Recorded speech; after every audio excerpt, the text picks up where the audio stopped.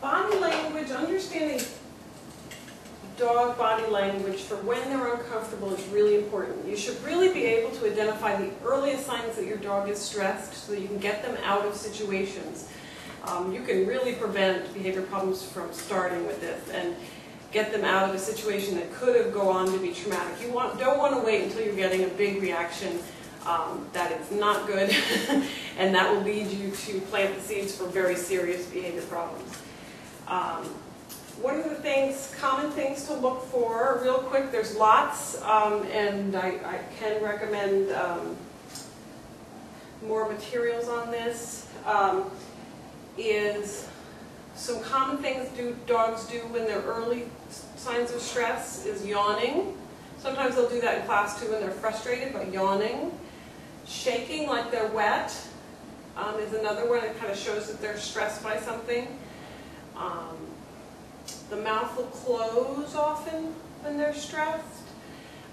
Breathing hard or panting when the dog is not exercising is a good sign. If it's not hot out and your dog is breathing and you can see the heart pounding, your dog is not doing well. There's something that's stressing your dog in the environment. It's important to control or get him out of that situation, or if it's a person or another dog, you need to get your dog out of the situation. Often they'll pin their ears back when they're feeling uncomfortable. Of course, everybody knows the tail tuck is fear. That's a common one everybody knows, but the tail is really individual. Different breeds hold their tails in different places. So you really have to know your dog's tail, and you also have to take into consideration what else is happening in the body. Also, I look a lot at movement. If the dog is moving away from me or from something, that's a good indication that there's something stressing it. Or sniffing, sometimes kind of stalling, as if all of a sudden they don't know what's happening. They'll start touching. Charlie will do that. He'll touch things with his nose when he's starting to be uncomfortable. Charlie will puff his cheeks when he's uncomfortable. He'll shut his mouth and breathe through his cheeks and they'll puff.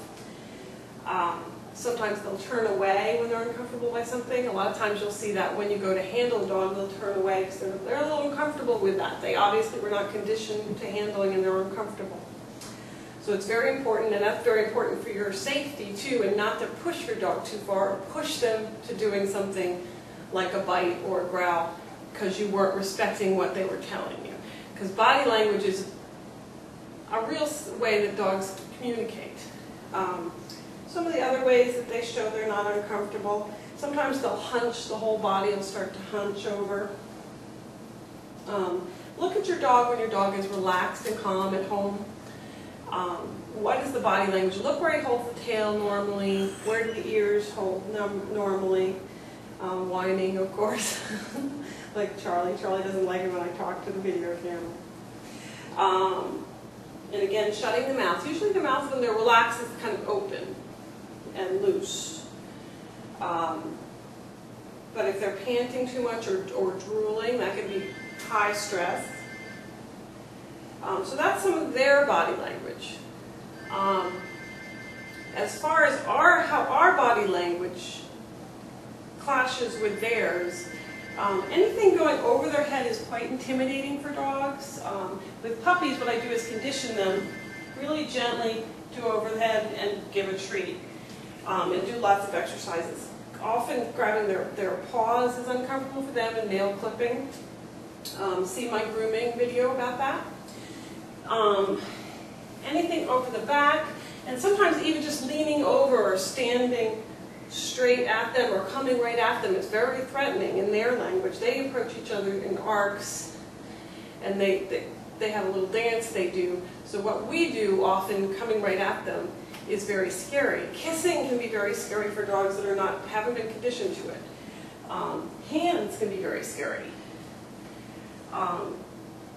That's why when you have a puppy, you're going to go out of your way to condition these things that they're good, always within their comfort level. Because some dogs are more sensitive about this than others. And it's good to do little handling exercises of each part of the body, then let go and deliver a treat. And do this randomly throughout the day so that they start to learn that humans are wacky, they don't understand the body language of dogs, but it's going to equal good things for them. It's always going to bring good things for them. That's important.